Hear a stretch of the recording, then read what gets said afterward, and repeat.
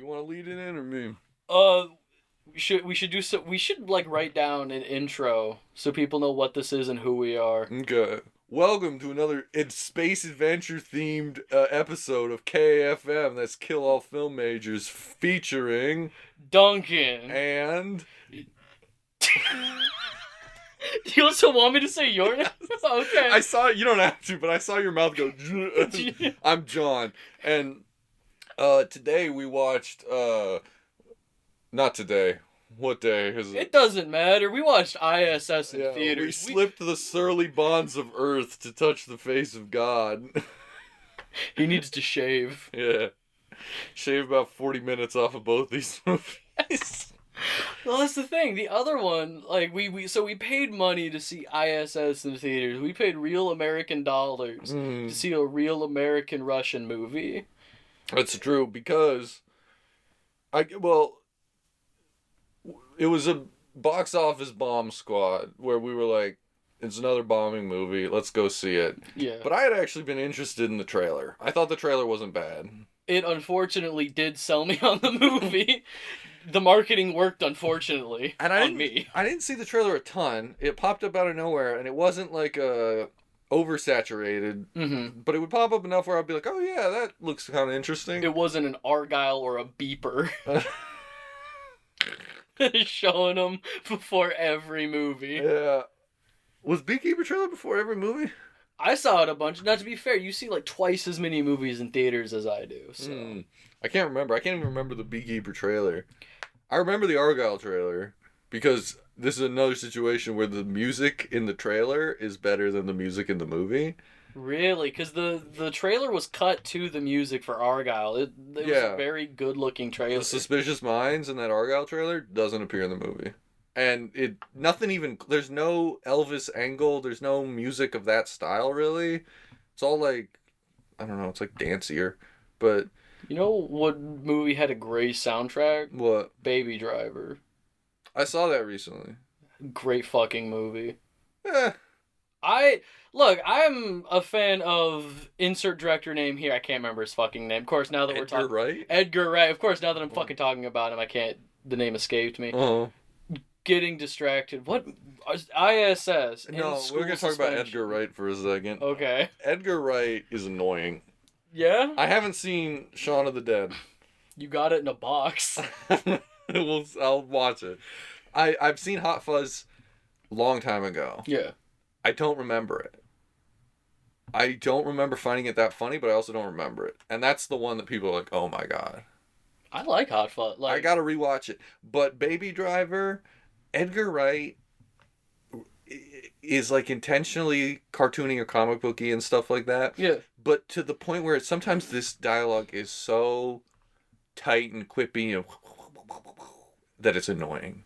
Every time he talks to the love interest in Baby Driver, I wanted to punch my screen.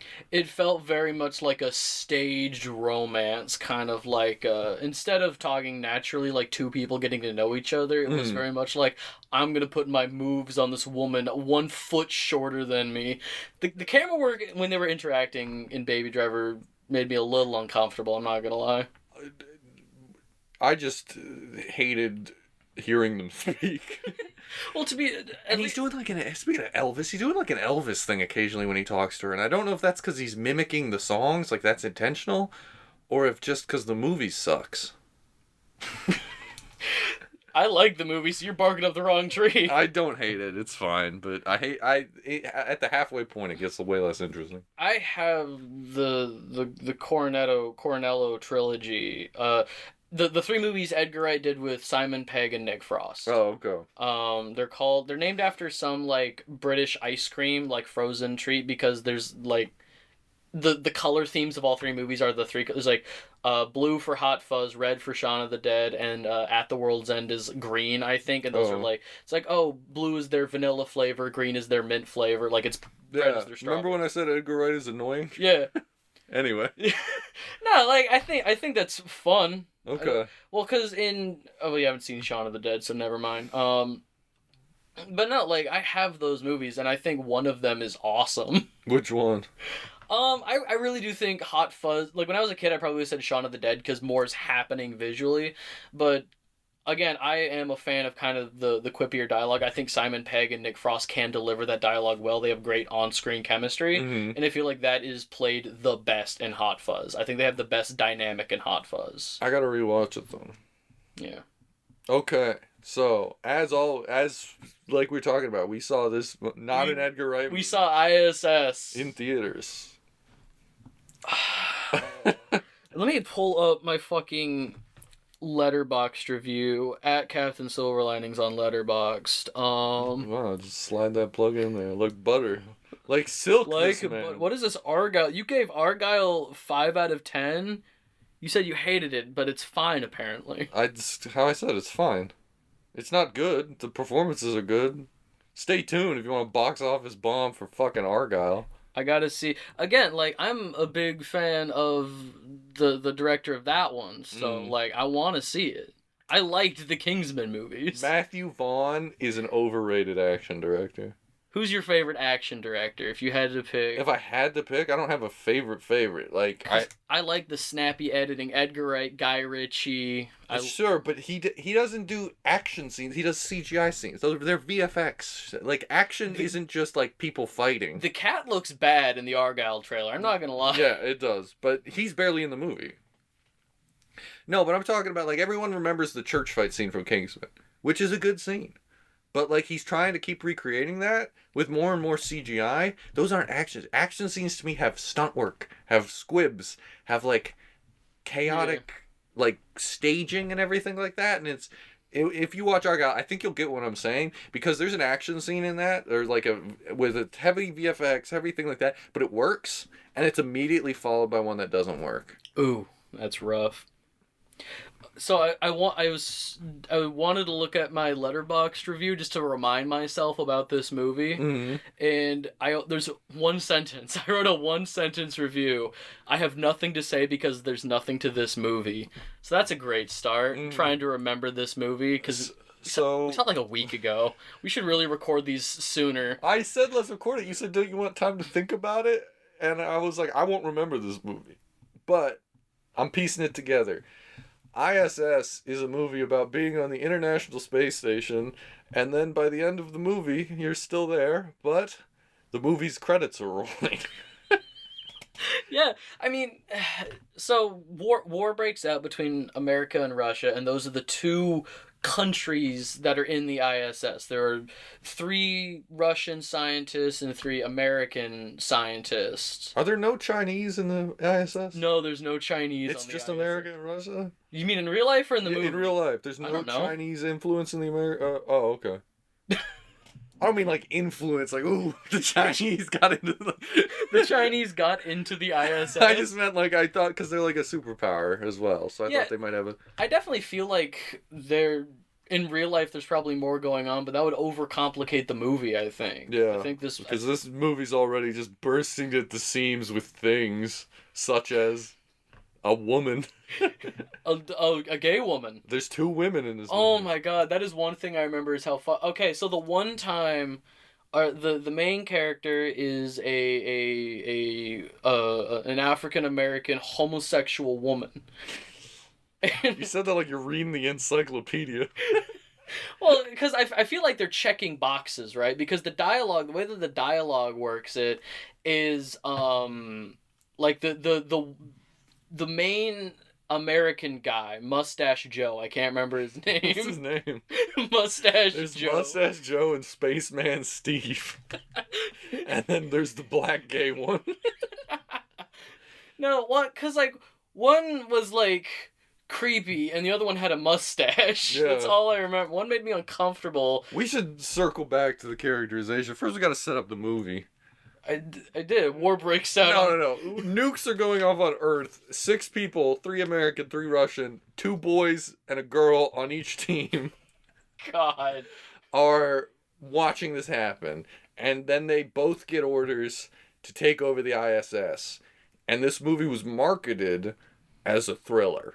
Like psychological, like you're locked in, you don't know who to trust. It gave me like a combination of, and this is probably how they sold it, of The Thing and Alien. That like confined psychological. You're trapped in a box with a bunch of people you can't trust, which are two great movies that this movie does not live up to. There's a movie that came out in like 2018 or something called Life. It has Ryan Reynolds, Jake Gyllenhaal, and someone else. And it's basically The Thing, but on a space station. Is it good? It's pretty good. Okay. But it's like we're trapped on a space station. I don't know who to trust. This alien's able to like replicate things. I don't know if it mimics people exactly like The Thing. I don't remember, but it can like, and so it's like that same sort of idea. I don't know if I saw the whole thing. I saw half of it on TV. It was pretty good. Damn, this is awesome. Anyway, I don't know how it ends. probably with the credits. So yeah, they're on the space station. They get orders to take over the ISS by any means possible, and it starts off the movie, in my opinion, I think starts in a very good place of trying to build tension, but the problem is anytime there's like a release of that tension buildup, the editing does not do it justice. You saw me in the theaters throw my hands up in frustration. Yeah. The first time a punch is thrown, it cuts to a camera feed of an empty hallway and you hear punches being thrown. Because they're doing that early, and like you're saying, you're building tension, right? We're getting this voyeuristic, like, camera feed, cut here and there, show you just how tight or weird this living situation is, and your assumption is eventually you'll see shit happening on the camera. Right? Mm-hmm. Like someone does something behind someone's back on the camera, or maybe even you'll see a murder on a camera. Instead of fights, we cut to still just footage of empty hallways. Consistently, like 3 times. Did you notice when they first get up to the ISS? So the movie starts with the American woman and Russian guy going up together into the ISS. No, it's 2 Americans.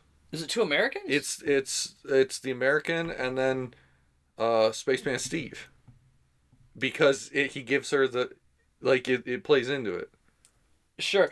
It's some guy of little to no consequence. It's the dude at the end. Not Mustache Joe. Yeah. Yeah. Yeah. The dude with the... Spaceman Steve, we're calling him. Yeah, the dude with the magic knife that doesn't float. That's something else, just real quick, something that pissed me off about this movie.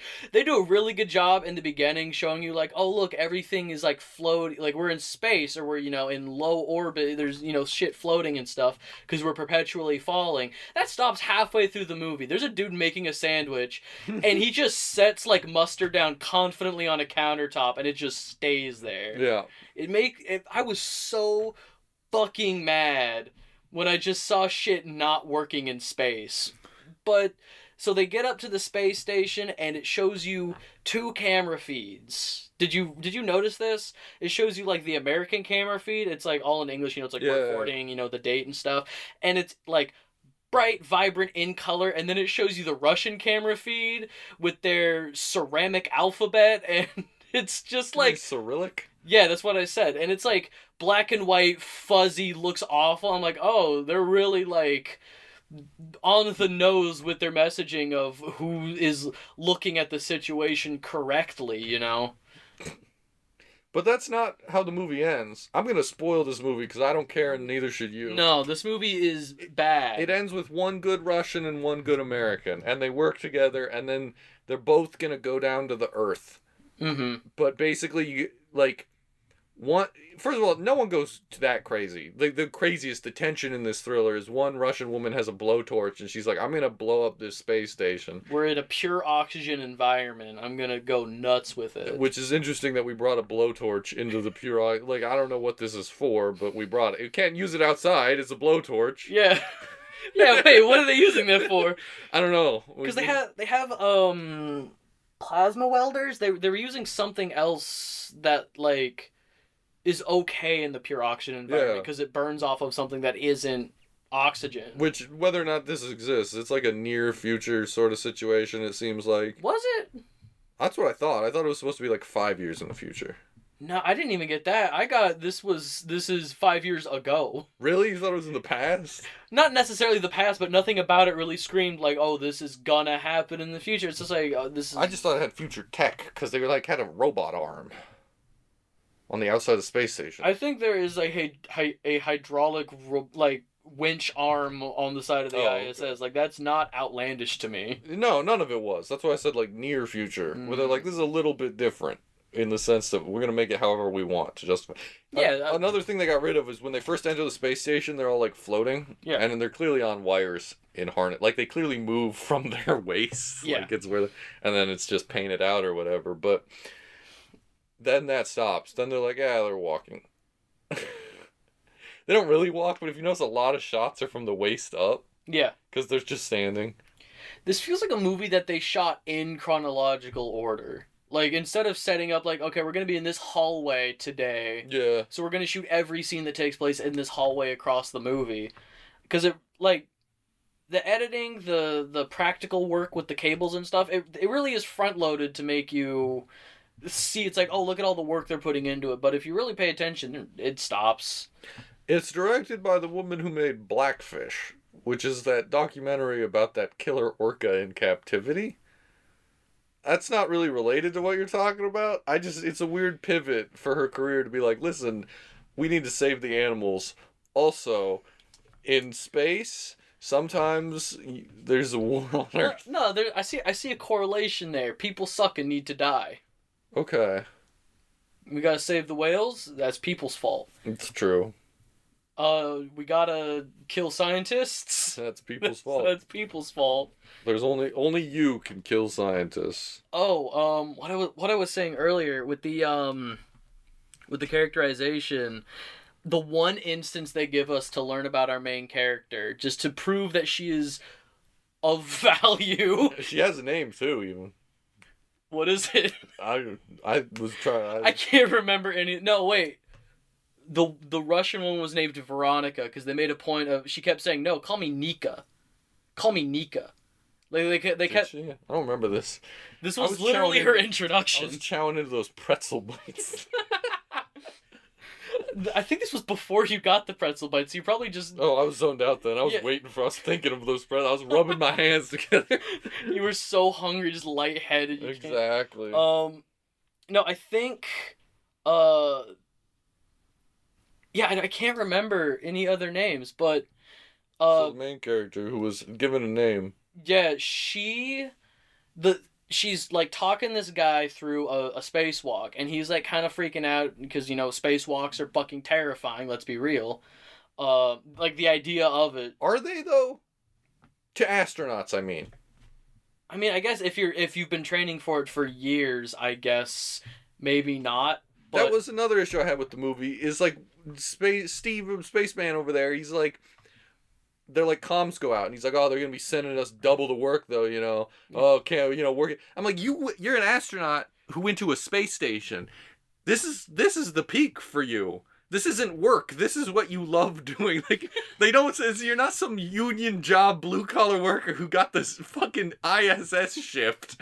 Oh God, those sons of bitches sent me into the Mars for 3 weeks. Like, you're in orbit because you are a student of the game. You're not like. Yeah, this is what you want. You asked for this. You're not like, oh my God, they're loading us up, Oh my God. I wish I could sit in my sleeping bag pod and float. No, that guy didn't sleep in the sleeping bag pod, remember? Oh yeah. He was floating, eyes open, asleep like some kind of creepy creature. So explain to us your problem with this woman. This Mary Sue. No, really, that term's dead, isn't it? I don't think so. I think it's so relevant. It's just... I don't know if it's relevant to this movie. Every time a woman's in a movie, there's some little angry dude's like, there's a Mary Sue. No, that's fair. But I think you said it best once we were done with the movie is she believes everything she's told. Like, she's the most, like, I'm new here. I don't know what's going on. I just want to please both sides. I want to please people. So somebody tells her, go get this thing. She goes to get the thing. Guy comes in and says, she lied to you. That's not real. And she's like, that bitch lied to me. Later in the movie, she reads a scrap of paper or something. She's like, that thing was real. That guy was lying to me. Yeah, she's like the ultimate turncoat. Like, in room with Russians, she's like, Russia's right. In room with the U.S., she's like, the U.S. is right. And then you wanted to talk about how her characterization was... her character, the one time, so she's walking this guy through the spacewalk, and this guy, Mustache Joe, is intimate with Nika, the only character whose name I can remember. The Russian The woman. Russian woman. An American man and a Russian woman have found love amongst the stars. That would have been a much more interesting movie, if I'm being honest. Well, something would have happened. Sex in Not- space. No, so to calm down, she's just like, okay, how did you and Nika meet? When did this start? Like trying to like talk him down from any kind of like anxieties from the spacewalk, and he's just like, oh, it's whatever. I don't want to talk about it. I don't know you. And then he pivots and he's just like, but what about you? Tell me about your life story. Tell me about your boyfriend. Yeah, and this is where I get so fucking pissed off about writing nowadays in movies, because he assumed it's like, oh, so there was a boy, because she was talking about like my ex-fiance and I, like we were doing this biology work together and that was my passion. And she was like, oh, so there's a boy, and she's like, actually it was a girl. Yeah, no. So my fucking problem is that like with writing nowadays is you could fucking see that coming a mile away. If he assumed it was a boy, of course she was going to be gay. If he was trying to be a bit more open, you'd be like, oh, was it a boy, girl, they, them, what have you? She would have been like, oh no, it was a boy. There's a give and take to allowing the like alternative lifestyle people. Look, I'll fucking do it. I don't care. It's My issue is just there is no character there. No. She goes, listen, viewers, I'm a gay woman. And you're like, okay, that's things you are, but what are you going to do in the story? And the answer is nothing. She has nothing to do in this. Like I said, she just goes scene to scene and other characters tell her things. And it feels like, to me, there's a producer in the room that says she can't have any negative trait. She can't have any traits in general, because if she does, that looks like we're saying all, like, if she's greedy, gay women are greedy. If she's power hungry, if she's hunted for glory, if she wants, like, if this going to the ISS gets her something. Being ambitious is bad. Or she's like an adrenaline junkie, like she doesn't value her life, but somehow that's going to get construed as a negative statement. And so she ends up as just this blank slate character. Yeah. And so everyone else in that movie is more interesting, because you've got a conflicted Russian, you've got this Russian woman that loves an American, the American loves her, so they've got they're not like life-changing stories, but that's a character. I can say what they've done. There's an arc happening there of my country's telling me to do this, my heart is, brain versus heart telling me to do one thing. And then you've got the other dude who like wants to follow orders for Russia but doesn't want to kill astronauts. And then you've got the zealot, the guy who's like for country everything. Mm-hmm. That sounds like an interplay between characters. And then you've got she had a fiance and that never comes up again. No. But we know that about her now. Mm-hmm. They even kind of bury the lead with that, because she was saying in that same kind of moment that like I got into biology because of like my dad's work, or my dad was sick. Oh shit, I forgot about that. Exactly. She's like it was her whole work was working with rodents to develop like artificial organs, because her dad died of liver failure or something. Yeah, which also has no relevance except for rats in a cage. Like rats in a cage, and they ate each other. Yeah, and you're waiting for that to have any other relevance, but she just puts rats in a cage and then they eat each other, and you're like, that's what the movie's about. they tell you instead of show you. It's insane. Yeah. But part of me wants to believe that they made her so blank slate as a character, as an audience in, to be like, we're just gonna watch these other people who have known each other longer go at each other's throats.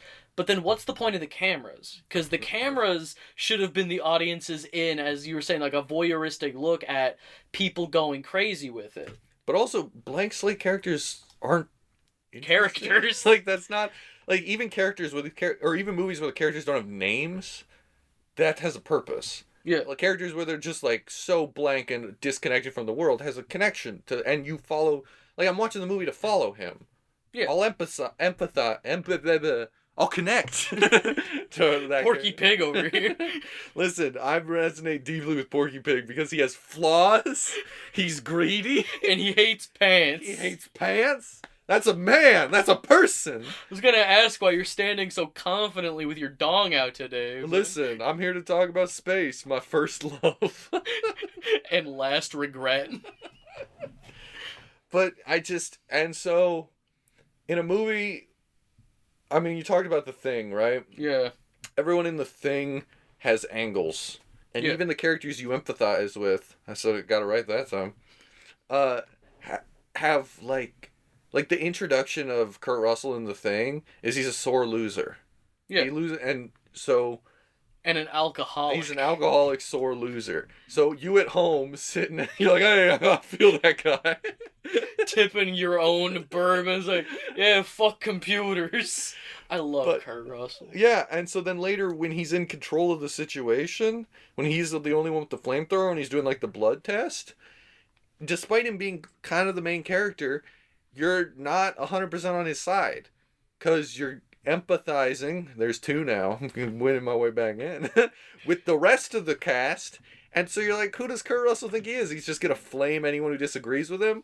The guy who disagrees with him, another great guy to connect with, Keith David, who's got his own morals. Almost seems like there's a purpose to characters in movies. To tell a story. And just someone going, well, I once dated a woman.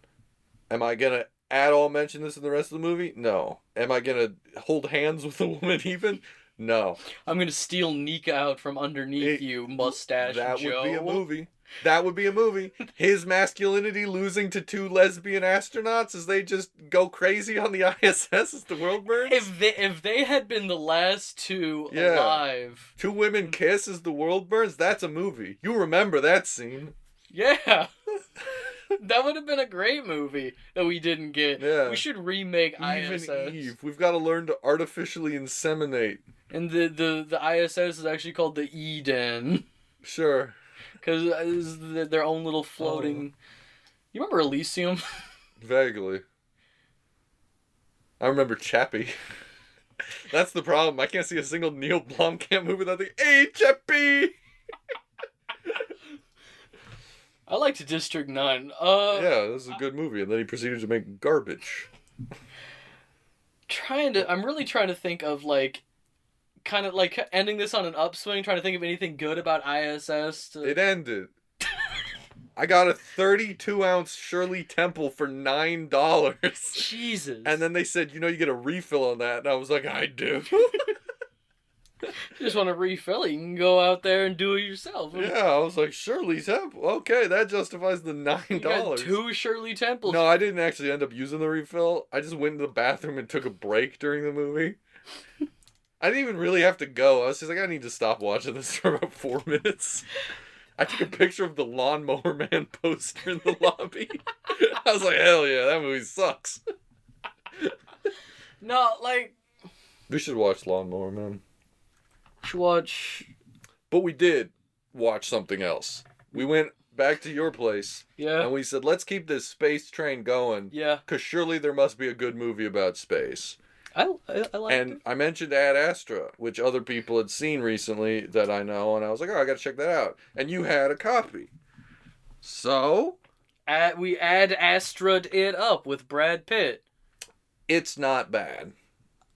I really liked the movie and the themes it was presenting. I kind of wish it threw a lot of ideas out there and only really stuck to 2 of them. So other things that I thought were interesting, they never really circled back on. Because it's a movie about industrialization-ish, a little bit. It's a movie about eco stuff, a little bit. Ish. It's a movie about ambition. Kind of. It's a movie about... truly it's a movie about, like, disconnection. Yeah. Kind of this loneliness. Work-life balance. It's kind of... I think is the core theme. It's a movie about work-life balance, and Brad Pitt doesn't have it. Yeah. It starts... And he has unresolved issues with his dad. Yeah, one review I saw of it, they gave it like half a star. Just said daddy issues in space. That's all it said about it. But like, Half a star is disingenuous. Yeah, that's hating to hate. That's contrarian almost. Because I don't even love the movie as much as you, but it's fine. Yeah. Um it honestly a lot happens, but it draws such a straight line in my brain of events that it's really easy to follow. Oh, yeah. Brad Pitt it's a near future where Earth is starting to colonialize the rest of the solar system. We have, bases on the moon, we have bases on Mars, and then some exploration beyond that. And given how long people are in ships for going between these outposts, it's very important to kind of keep a cool head. So they've privatized the space race, and everybody loves working for their space companies, and everybody takes these pills to regulate their mood, their temperament. They take constant like psych evaluations, and Brad Pitt's character is a standout because he has never had to pop a pill to maintain his cool head. I think like 85 beats per minute is like his resting heart rate. No, they said his heart rate's never gone above 80 in a combat situation, or not combat, but like in a high stress situation. Yeah, like, and so his whole thing is he basically goes through life chill as hell, and that's a superpower in this world. And that's another theme that the movie kind of has, which is this like big pharma hyper medicated, like the whole world. You take corporate mandated pills every time you go on a space journey. Yeah. And when you land, and when we run into an issue, we say you're not taking enough pills. Yeah, take your pills, go take a psych eval. You're not leaving the station until you're like, you're cool pilled up and chill. Which is a theme I like in science fiction. I've talked about, I love Equilibrium. Equilibrium has that. Brave New World was a book I had to read in high school, and I liked that one. That just had like other weird themes that I think were interesting to kind of touch on at that age. It was very, it hit me at the right time and like fucking junior year of high school or something. But so yeah, Brad Pitt is cool as hell, and that's his superpower. And it's such a weird movie because you can tell there's budget, but the budget is put into such odd places because like Brad Pitt is the big name of the movie, and he's in it for so much of it. And there's in my opinion, three other really big names in it, and that's Donald Sutherland, who's in like 4 scenes in the beginning, and then he's gone. Liv Tyler, who is in 2 flashbacks as his wife who walks out on him. You never even really see a close-up of her face. But that's Liv Tyler for some reason. And then Tommy Lee Jones, his dad, who I honestly didn't think... Again, we're going to spoil the movie. This came out, 5 years ago? 2019. Yeah, 5 years ago, so it's fine. I honestly didn't think he was going to be in the movie because they keep showing, video footage of him, video diaries he's sending to people, sending to his son, sending back to base. And I honestly thought, okay, they had him on a green screen stage for a day and just had him record all these lines. But the movie is about trying to find him. It's very interstellar, and that planet's dying, we're trying to escape, and our best explorer is lost out there, go find him. Basically, Tommy Lee Jones, Brad Pitt's father, whatever his character's name is, went on a one-way trip. His name was Clifford. Clifford, the big red spaceman, went on a one-way trip to find alien life. All the way up to, a moon of Neptune or something. Yeah, and he was leaving his wife and son, and he knew he was. But, he was the first, he was, the best space guy. He is the first one to Mars, first one to Jupiter for whatever. And so, he's their guy. And so for the pursuit of human expansion, to get us off Earth, basically, he went as far as he could. And now, something about where he went is sending waves that are knocking out all electronics on Earth.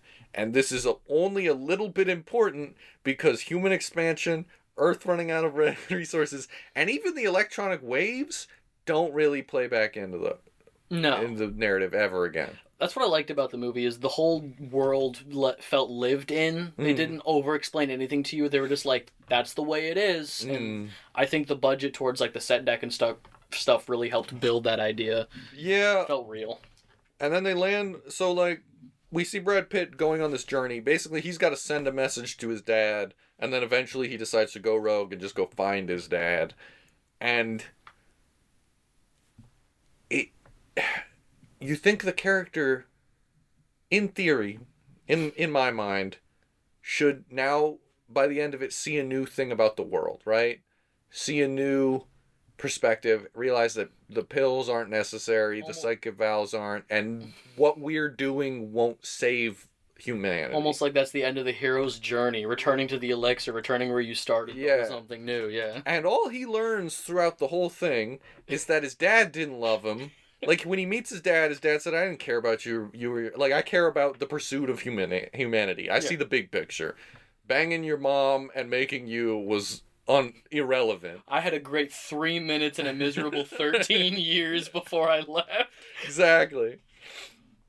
And so Brad Pitt has to let his dad go, literally by the end of the movie, and then just goes back to Earth with a renewed passion that he will now try to reconnect with his wife. And that's it. And so the movie opens with him doing this psych eval, right, that they all do right before they take a pill, where he basically says, I'm calm, collected, I'm ready to go. And it ends with him doing the same psych eval, but he's like, I'm calm, collected, I'll appreciate the little things in life, I'm ready to go. And he didn't solve any problem in the movie. Like, none of the themes of the movie, and maybe that's the point, like, just living amongst this dead world, but I don't know why I don't know the purpose of so much of this movie. He goes through so much in the movie that, like, and you kept saying at certain points, like, I want to be watching that movie instead. Like, Did I say that? yeah, so the I mentioned before that it draws a really straight line, like Earth to Moon to Mars, and then Mars out to Neptune. Like, in my brain, like, just when you think of, like, a map of the solar system, that is a straight line because they line up all the planets. Okay. It's never, like, actually, correct, but they draw a straight line with all the planets. So in my brain, I'm like, I can understand where we are, what's going on. Gray, that's the moon. Red, that's Mars. Like, blue is Neptune. Very red, white, and blue. Oh. America Forever. Yeah. That was the movie. But he gets to the moon, like this spaceport, and there's an Applebee's. There's an Applebee's on the moon, and he has this great narration that's like, we escaped the surly bonds of Earth to explore, space and to get away from all the bullshit we created on Earth, and all we really ended up doing was creating like hollow shadows of that here. Like, we just kept expanding the bullshit, and I thought that was such an interesting take. It feels very obvious nowadays that that's kind of where they would go with, capitalists are the ones causing expansion, so of course they're gonna look for sponsors and shit. Yeah. So that was very interesting to me. And I'm like, oh, that, like, I want them to speak more about that. They don't. No. They're going from one moon station to another, moon pirates. Yeah. They hit us with Borderlands pre-sequel Moon Pirates, and you're like, I want to be watching that movie. And they call them, they're like scavengers, and he's got more narration where he's like, resources are running out, so scavengers are here now. But I don't, like, is it water? What is it? Were they born on the moon? Is this a Gundam situation? Where in Gundam, there's like people who are born in space are basically second-class citizens? Yeah. If you're born on a colony, you're called a spacenoid. There's Earthnoids and spacenoids. See, you've talked to me about this before, and it sounds really cool until you said spacenoids. I know, that's why I said it. But so, like, this whole, like, is it one of those situations, or like, are they indentured servants that got sent to the moon? Like, basically, like, is it a low-class job to, like, oh, I gotta feed my family on Earth, so I'm going to the moon? Is the moon the new Australia? We're just shipping off tons of convicts out there. It's so unclear that it's really hard, in my mind, to just connect to anything. Because, like you said, you land on the moon, you see Applebee's, but that's not a theme of the movie. Like, oh, capitalist spawn. I Like, wish it was. like if every spaceship had like NASCAR sponsorship, I would get it. But it just looks like very classic, like, like near future sci-fi, like Mhm. 100 years in the future or whatever. We built big space elevators. We colonized the moon. However quickly Yeah. we do it. And then it's interesting that you liked his narration. I don't really. No? I think like I'm imagining these same scenes where it's just his silent face and you just let Brad Pitt emote, and I think it's a stronger scene. It could be. I think the issue is I like those narrations because it helps build up this like very lived in world, but since it doesn't go anywhere, I think the movie might actually be stronger without them. Mm, I just like those little juicy bits of like here's how we fucked up the like that is yeah, I like that from like a world building perspective, but you're right, they're really not necessary. because the core theme of the movie is letting your dad go. And Yeah. I'm not this is not our interpretation. The final confrontation of the movie is he finds his dad and he's trying to bring his dad back to earth because they're stopping the pulses his dad is sending out. His dad's gone crazy and killed all of his crewmates. And then his dad tries to escape when they're doing a spacewalk. And so he's holding on to his dad and they're spiraling through space. And then his dad says, "Let me go." And then he lets him go. Let me go, son. And Tommy Lee Jones just kind of spirals into the darkness. And what we've learned that he went crazy doing was he found no intelligent life.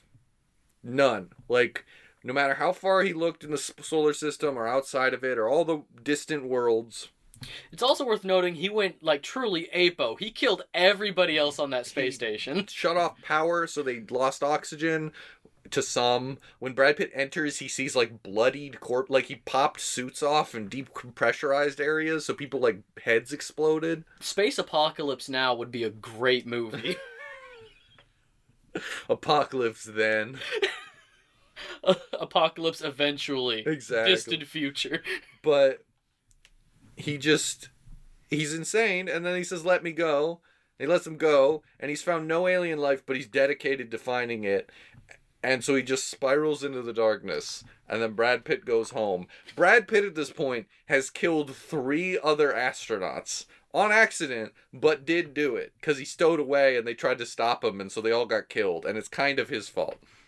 Kind of. It's his fault. It's his fault. They attacked him because he was a stowaway, and he's like, "I'm not trying to harm you," and they're like, "Get the fuck off our ship!" And then the ship takes off and they all die. So they're dumb, but it is his fault. And he just returns to Earth and he like tries to reconnect with his wife, and I'm like, is there not a court hearing? Is Yeah. there, like, he was basically top military officials of this paramilitary space thing call him in to send him on this mission to send a message. There's no debriefing. There's no. He steals a spaceship set for Neptune that's on an 80-day voyage. And then he lands and they're like, "Welcome home, Major." Yeah. Like, he's got a body count and $1 billion in damages. They're burying him under the jail. Like, I mean that's really fair. I don't know, cause like I would want some kind of debriefing, but part of me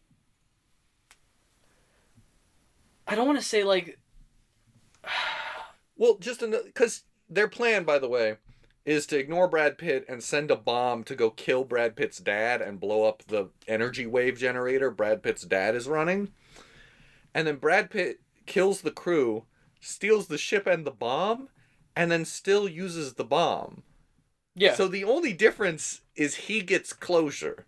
yeah It's not like the bomb would have ended the world or like the bomb would have set off a chain reaction or anything. He uses their bomb. He's like, "Your plan is great. I just want to be the guy to do it." yeah. So three families are fatherless now. I did like the emotional peak of the movie for me was actually when he lost it about his dad on Mars. So he gets to Mars where they want him to like try and send a message out to his dad, and he does the editing is really weird in that it's hard to tell if like a week goes by or something, but they try for at least a few cycles, like a few days, to like send messages out, and he's still like calm and collected and cool, like he has been through the whole movie. And then finally they're like, it's not working, like you're good to go home. But Brad Pitt takes that as like, you heard back from him, didn't you? Like you just don't want me to know because I'm like biologically connected, and that really like he shut himself down emotionally because of like that lack of father in his life or whatever. And the slightest glimmer, like his brain is this folly of errors, his brain is starting to make connections, and he's saying, or now that he's closer than ever, he's starting to like open up again, like his heart is accelerating, and they're like, you're not good to fly out for the first time ever, believe it or not, you're not cool. Yeah. You're not allowed to fly. Brad, chill, Pitt, you're too hot. Exactly. It's time for you to go nuts with it. You got to take these pills. And I really did like that, because there was one moment where like he was in this like box, and it was supposed to be a calming room. Yeah. But all 6 sides of this cube room were screens. And they're just playing like hyper close-up pictures of flowers blooming or waves crashing. Yeah, like a waterfall. Here's a bee on a flower. And there's a bed in the room, which implies they want him to sleep in the stimulation chamber. Send his ass to the nightmare cube until he's calm enough. Just be calm. But no, you're right. That's the emotional peak when he sends that message. Because right before that, like the last message he sends, he's been sending this corporate mandated, they pre-wrote him this message to transmit to his dad to try and get a response. And then at the final time, it doesn't work. And then he just says, instead of like, this is major, whatever, son, he just says, Dad, I'd really like to see you. And he's a good actor. And it's a good moment. It's a powerful moment. And then that's when they're like, okay, you're done. And he's like, no, you heard from him. Like, yeah. It took a human ask for him to get a response, not a corporate ask. Mm-hmm. And so now he's acting as a human, not as an agent of this corporation. And then that spot has no narration. Yeah. That's what I'm saying. Like, just that face with no narration. Isn't there...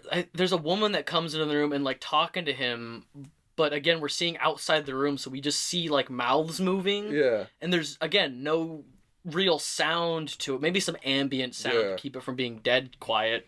But again, like, that is such a powerful moment, which I feel sticks out more because there's been narration up to this point. And I just wonder, if there was no narration, are we connecting stronger to... And then we're connecting stronger to this character, and then it's easier to see that just like, oh, it's about his dad. It's about him connecting with his dad. And we're not worried about, like, capitalism has ruined the moon. There's pirate scavengers.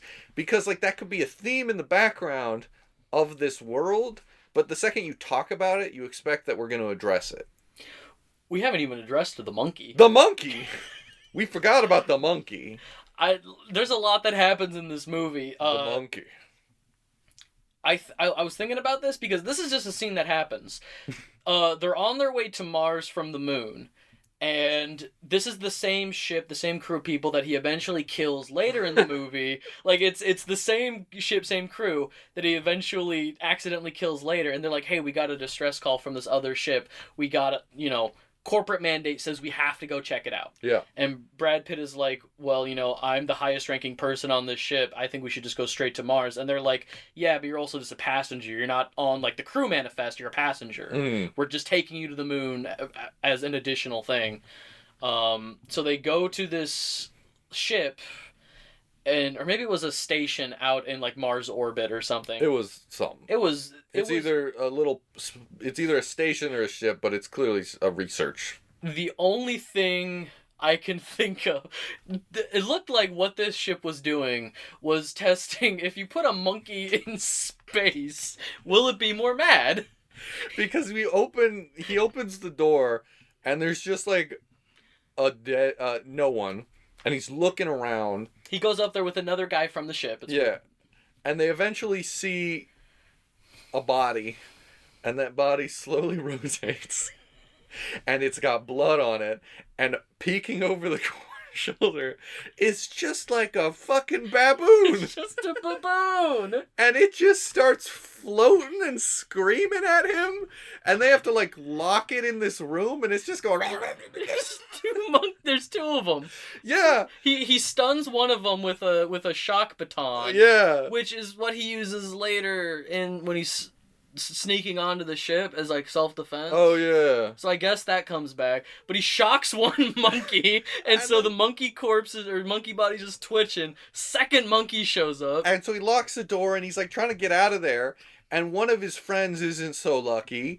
Because the monkey figures out a door. I don't remember exactly the order this happens. If he eats the guy's face or figures out the door and then eats the face.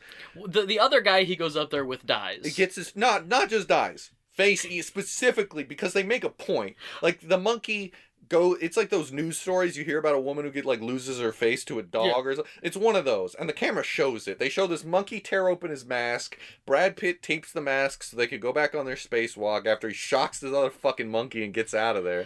He doesn't shock the other monkey. He hits the vacuum. Right. He hits the vacuum seal on the room that he shut, and the lack of pressurized environment causes the monkey to expand until he explodes. He decompresses a monkey. They pop a monkey, and it just squirts blood on it. And there hasn't been blood or anything in this movie. No, it's been a very tame movie up until this point. Yeah, and I don't know what the rating is, if it's R or PG-13. Okay, so they just barely sneak by.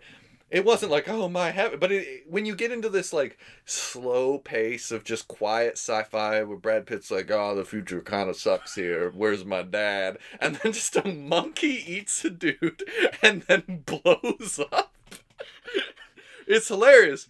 And then they go back into the ship and they're like, what happened in there? And Brad Pitt's like, this is monkeys.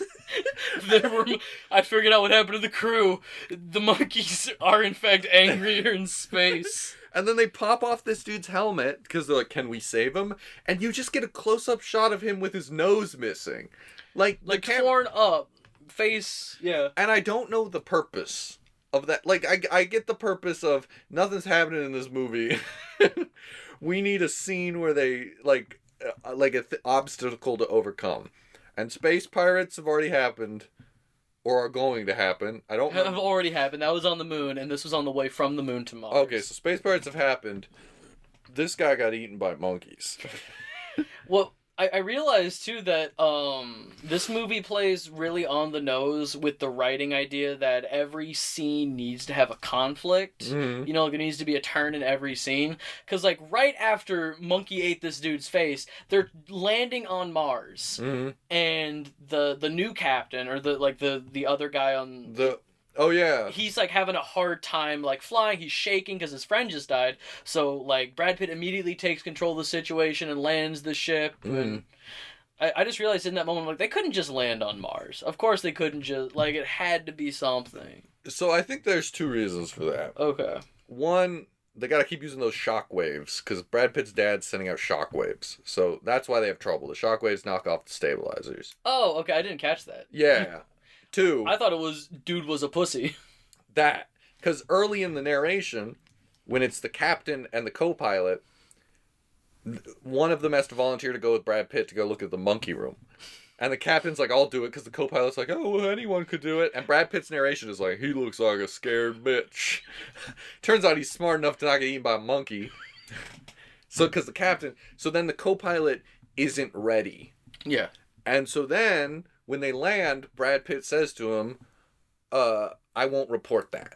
Because if you reported that he lost his chill... He'll have to take the psyche evals, take the pills, and he'll be stuck on that station for a month getting his head straight, yeah. So then later he sees him on Mars, and he's like, Captain, and the dude ignores him. Mm-hmm. And that leads to nothing, nowhere at all. Because the next time you see this character, he's like, I'm taking off, and Brad Pitt's like, I'm a stowaway, and then everyone dies. I think that hallway scene where he sees the crew going off with the actual just a briefcase bomb is, I think it's literally because they knew Brad Pitt would want to strike up a conversation and be like, how was the crew? You know, we spent weeks together in space on the way here, and Remember when the captain got eaten by a monkey? Well, because their new mission was, we're gonna go kill your dad. Right. And they probably heard, it's like, oh, he's not doing too well. So if they told him, we're going to go kill your dad with this briefcase bomb, that probably wouldn't play very well. That's weird to me, too, is that it's a transport ship to Mars, and they seem to be a pretty casual crew. They're like a transport crew. And now they're stocked with the most top secretest mission of all time: blow up the best spaceman we've ever had with a nuke. It's good for the narrative instead of introducing a whole new crew. I guess so. It doesn't seem relevant, though. Because they're all going to die in the next scene. Yeah, I guess, but there's more of an emotional stake because Brad Pitt spent time with them. I guess so. And he's like, you know me. Yeah, it's and like... they're like, get the fuck off the ship. We're on pills. One of them pulls a gun Oh, is in that space. what it's supposed to show, the power of the pill? Is that the point? Like, they have no emotion? Like, Brad Pitt's trying to appeal to their emotions, Yeah. and they've all... Okay.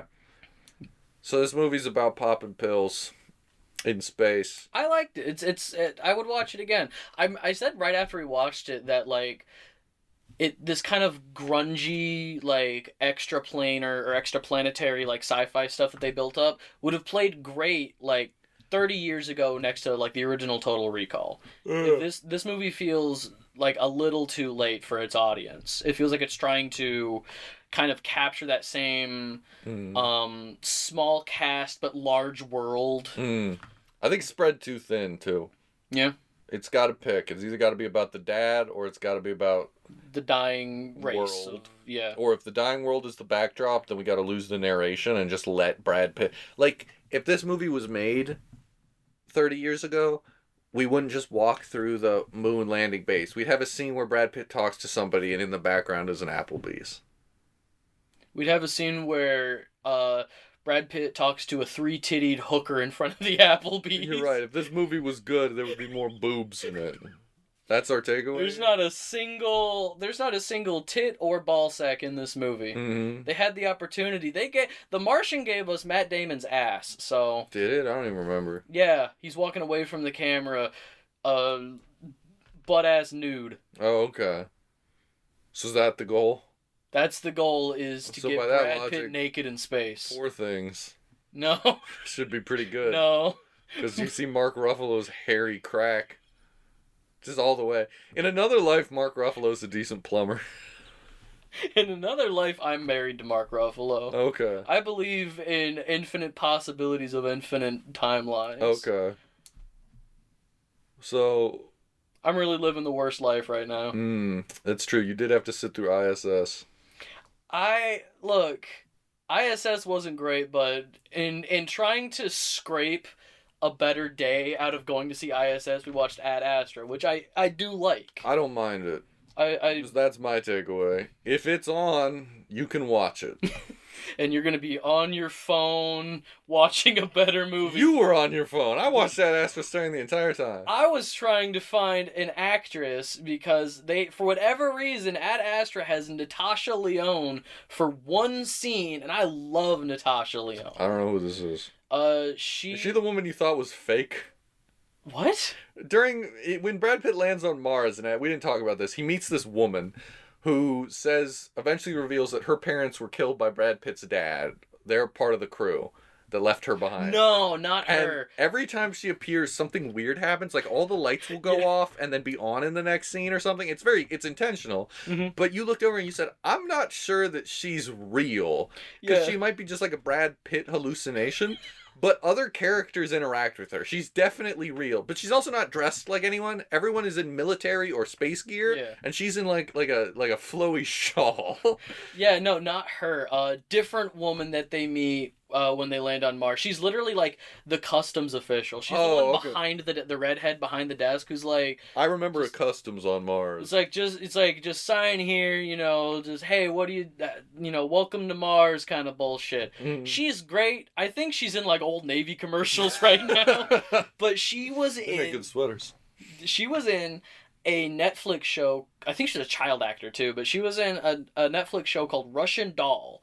The first season of that is amazing, and I've not seen season 2 because I'm worried they'll ruin it. But I fucking love everything I've ever seen her in, and I was so mad because I was hoping, it's like, oh, that's a name. Like, 'cause she was a child actor, like, that's a name. She's gonna come back and she's in a scene. You were on your phone more than that, though. You were on your phone before she appeared, because she appears pretty late. Because I'm looking at Donald Sutherland was in it, and I was wondering, I wanted to look up how much people got paid. I wanted to know the budget of this film because again, it felt weird that they would get a big name for 4 scenes. I don't think Donald Sutherland's pulling in as much as you think he is. He was in the Hunger Games. He was the bad guy in the Hunger Games movie. So like that. I think my case still stands. Are we done? Any closing thoughts on ISS or Ad Astra? You're not missing anything with ISS, unfortunately. If Ad Astra is streaming or if you can catch it on cable, check it out. Yeah. I miss the days of America being obsessed with space. I didn't live through them, so I don't know how I missed them. But I like when we cared about space. When I was in high school, my mom woke me up at like 5 a.m. or something for the last NASA launch. Mm. And that I remember thinking, because I've always loved space. I was that kid, like when I was a kid, I was like, I want to be an astronaut. You know, like every kid. Here you are now. Yeah, here I am now. Certified astronaut, like NOT. Yeah, I'm gonna kill myself. You didn't need to explain that joke. I was able to follow that all the way through from the wind up to the pitch, knock that one out of the park. Yeah, so that's next week's episode, baseball movie. We could keep the ball rolling with Moneyball. No, next week is probably gonna be Argyle. Okay. It's not doing good at the box office, and we'll probably have differing opinions on it. Yeah, that's fair, like Matthew Vaughn. But yeah, when I was a kid, I always wanted... I was like, I want to be an astronaut when I was a kid. And seeing the last NASA launch... This was really before SpaceX blew up Musk's like privatized space program and stuff. And I really do feel like we are kind of moving in that direction. I'm not as huge of a nihilist as some of these filmmakers are. I don't think it's going to be that bleak. Excuse me. But I definitely think it's not heading in a great direction with privatized space race. Mm-hmm. Because you know how self-driving Teslas keep killing people? Imagine that, but on the scale of it's a spaceship. Every day is the Challenger here at SpaceX. My God. That should be on their billboard. Alright. We should get out of here. Alright. Letterboxd. Stay tuned for either Argyle or a Madam Web Beekeeper double feature. Oh, I gotta see Beekeeper too, don't I? Yeah, you gotta see. Listen, man. God damn. Get your head in the game. Fuck, alright. You can find him on Letterboxd at Captain Silver Linings. And you can find him on Letterboxd at Batch Moves. You can also find me on Venmo. Request money from him. Don't. Do the opposite. Send me buco de Niro's, which I will use to finance my horrible film theater going experiences. I gotta afford these $9 Shirley Temples. Cut the feed.